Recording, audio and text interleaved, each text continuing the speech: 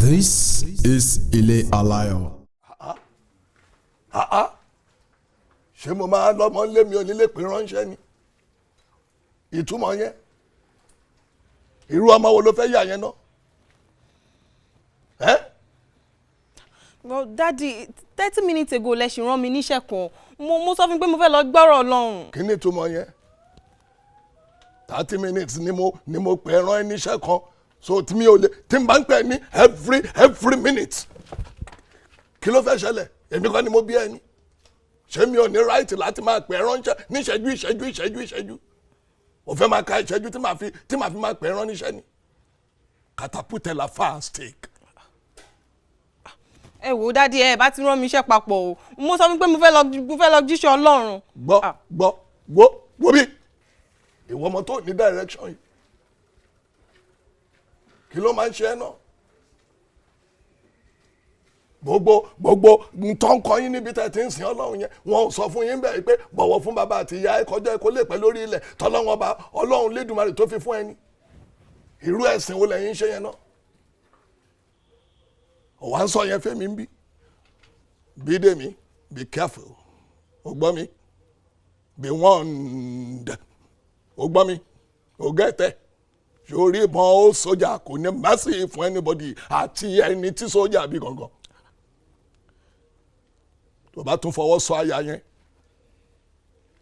màá gán ọ̀tá ẹ̀.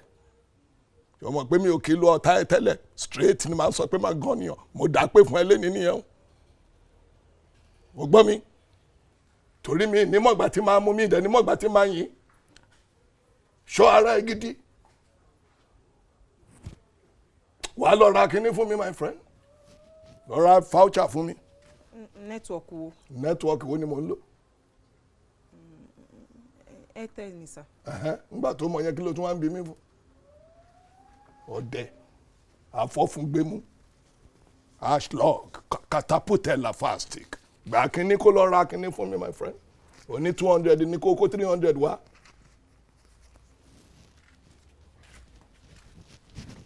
Come back here. Daddy, mo ti ń lọ. Mo ti fẹ́ lọ bá yín rà. Kí ló dé tó wá ń rìn bí civilian bẹ́ẹ̀ yẹn?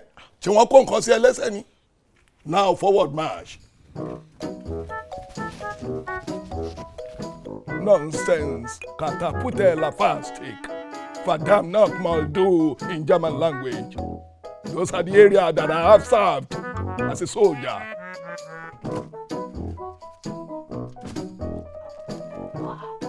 Hey, Rose, me ati say you don japa, you don run, big to ti japa to salo. I just say you don run away. I don't reason I say you walk. Oh, they love me koko. All these your teeth wey dey inside your room. You can't leave her. You wan waka.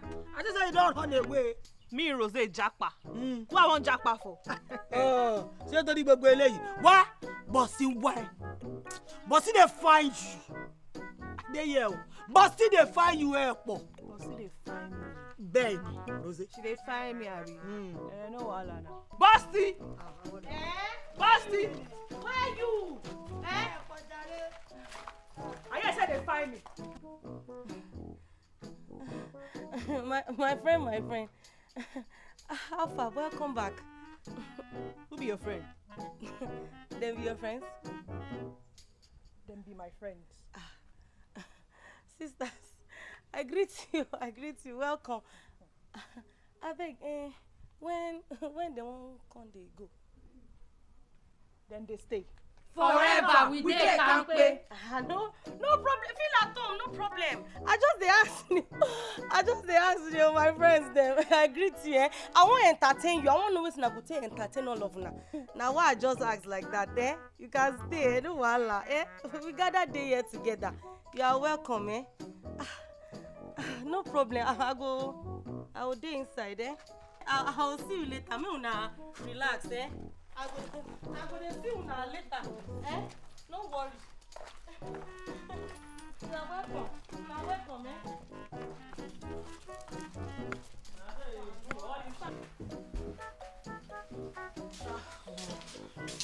Wow. I don't see, as we first see everybody, fear catch up. She dey mad ni. As in she dey mad, ni why fear no go grip her na? She see 4 strong babes, we wear strong face, still hold weapon. What did they do you now? But babe, you say, you bad you be bad bitch. See what they talk. Who bad pass inside me and you? You will come up for your own house. Come another person compound, cause they do grag, so you can't holler for person. You know bad abi. That's a kosa. As matter don't be like this. From today, that girl go dey respect. Before uncle. You self talk am. She know say if she try nonsense, she go collect. She go. When I leave all those things. Okay. On to the next. Sorry. Nothing where money no fit do. So. Anything where money no do, no be anything. You know, money stop nonsense now. No time to waste time. I don't know. Yes, sir. Anyway, on to the next one. Now, this our eye too white, so we just deal on the red colored. I beg. You don't get anything for your Help yourself. Hey, me, ha! This babe! Now me, this babe, go carry iron ladies, come meet for house. Me. She do me so that she carry me handicap, come render me helpless. Me, bossy! Me! Oh, I be Igbo babe, I know they okay, oh. I know well at all. This babe, I go fight this babe. Wallahi, I go fight this babe. I go show this babe, say, I be Igbo babe, I know they okay. I go show this babe. I got show this babe. Me, I go fight this babe. Rosie! You don't like today.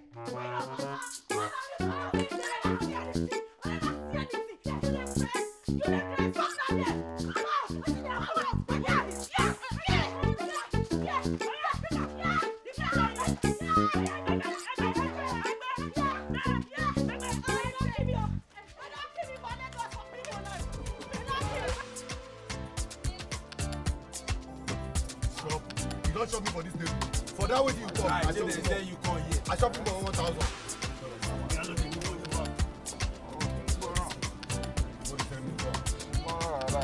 One ball, there was still left for well.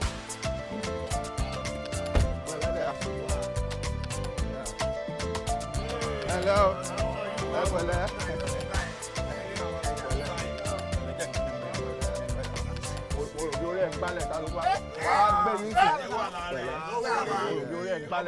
Hey, báwo ni jàre? Má bọ̀ tẹ̀. Má dá lóhùn. Hey, báwo ni jàre? Comot for here, they too dey make sense. The guy you say play. I mean they play. Hey, not you. The guy you say play. I mean they play. Hey, not you. Comot. No more play. Who on me? Now you go. You to play now. Throw ball. Last card. Check up. You to play now. Why you go play ball?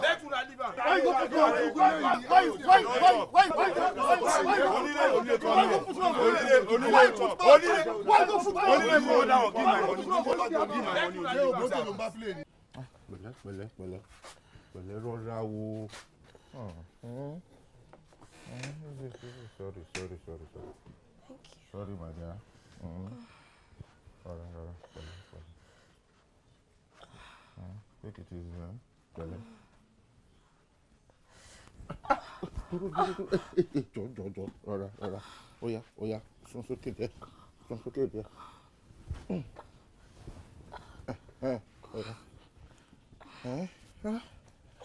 Pẹ̀lẹ́. Sorry. Pẹ̀lẹ́, Chidinma. Wẹ́lẹ́ pọ̀ o. Pẹ̀lẹ́. So now that you are badly wounded, what I will do for you, I will arrange cab. So the cab will come, they will take you home. All you need now is someone to be taking care of you at home very well. You understand? Thank you, sweet daddy. Just the best. I know I'm the best, I know. So not only the cab, I won't arrange just cab. I will also arrange for maybe truck or a van so that they can pack all your load. you know, so when they pack all your load, then all of you will go together. You understand? Pack my load. I don't understand, sweet daddy. You said I'm only going for few days now. No, Chidinma, you can't go for few days. You have to go for plenty years. For pata 600 years. Yes, now, because you see that since morning, I've not been calling you sweet baby. I'm calling you your original name. Chidinma. That's your real name because you're no more my sweet baby. Yes, Yellow Papa is going to replace you. Oh, sweet daddy, don't do this.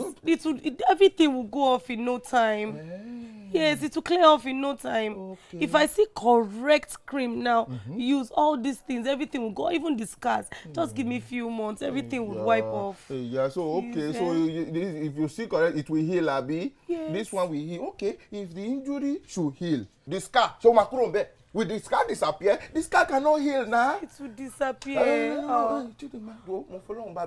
will say not to. You have enjoyed enough, but now you have come to spoil your fine girl. In got to be fine. You know it's because you're fine. Got to attract me saying, "What the bad thing?" So I don't know. I can't deal with this. Yellow Bobo. Yes. Sweet daddy. Now. Sweet daddy, this is so fair. Sweet daddy, you are wicked. You're a wicked man. Oh, Chidinma. You have forgotten that song that they sing. Tell me, love is wicked. Tell me, love is wicked. Love is wicked. Love is wicked. So let's leave everything for God. If you say so, let's leave everything for God. You hear me now? Don't worry. Olúwa wà pẹ̀lú ẹ o. Ṣọ́ra fún sweet daddy o. Olúwa wà pẹ̀lú ẹ o. Ọmọ come okay, báwo mo bọ̀.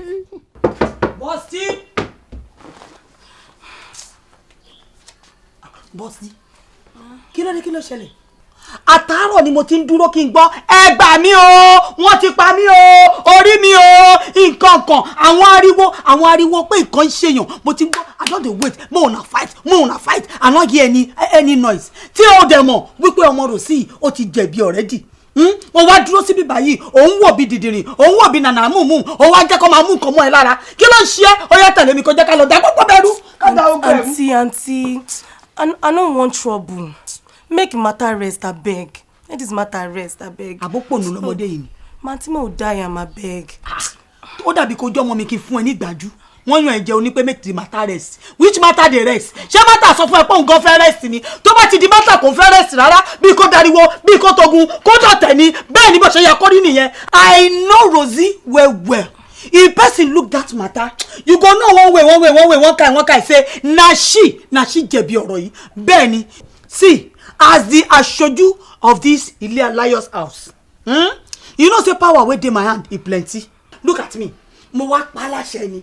Bẹ́ẹ̀ ni, o gbọ́dọ̀ jà, o gbọ́dọ̀ gba ẹ̀tọ́ ẹ. Bẹ́ẹ̀ ni tógun bá kọjú síyàn, èèyàn máa kọjú sógun ni. Auntie, I don't understand.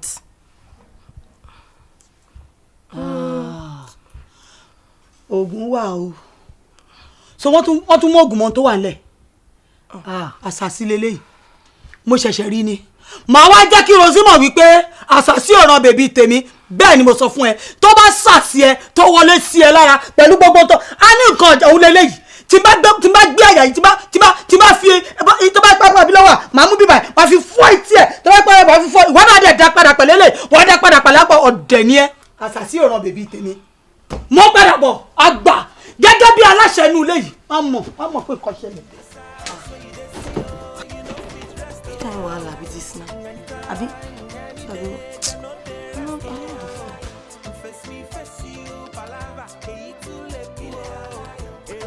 Ọjà burúkú ni. Orí pé sẹ́yìn yàtọ̀. Ẹ tó supply bàbá lọ́jà lọ́jọ́ mẹ́ta yìí. Àgbáwo ni. Igo Emayas. But báwo lẹ ṣe wá ń ṣe anti-clockwise báyìí? Ó kìsì bọ́dì ni. Ọjà tó lájàgà bá gan mọ́lẹ̀. Ó ẹ̀ ń tà o. Ẹ̀kan lé kó gbé. Yẹ gbé kejì. Anai, kí náà happen? Kí ló ṣẹlẹ̀? Tí kíni fi ṣe kíni? O rẹ̀ sọ wá di ìran tó rẹ̀ ń wà bí ẹni pé theatre practitioners ni wa. Ṣáà ń ṣe theatre ń bí ni. Wọ́n dún lẹ́la jàre. Wọ́n lè bò. Ṣé bẹ́ẹ̀ náà bá mi mo wà yìí? Ibi tí bá mi sanwó rẹ̀ mo wà. Ṣé ẹnu ọ̀nà tí yín ni kí n wọ̀ ni? Wọ́n ní kò kúrò bẹ́ẹ̀ náà. Kóńbó ṣé gbogbo rádà àdá tẹ̀ ń ṣe ìgàn ṣé kò tó wò bí ìran? ẹ ń ṣe rádaràda àti rádaràda méjèèjì lẹ ń ṣe papọ̀ yìí. láwa là ń ṣe rádaràda. kí lẹ fẹ́ ṣe fún mi. wá ṣe kí ni tẹ fẹ́ ṣe fún mi. sórí ẹ yìí.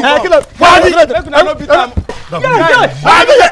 ṣe é farabalẹ̀ lọ́dún ẹ̀. bóyá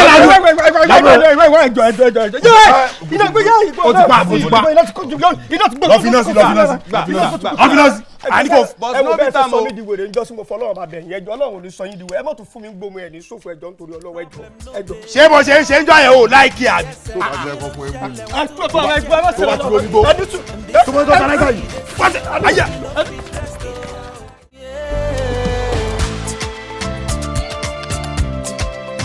Ile Alayo, Ile Alayo, waiting man no go see for this the motto. Every day na so trouble for this the motto. Soldier go, soldier come, problem no dey stop. Giri giri ese kilo shelle, want to think je show. In this house where you dey see oh.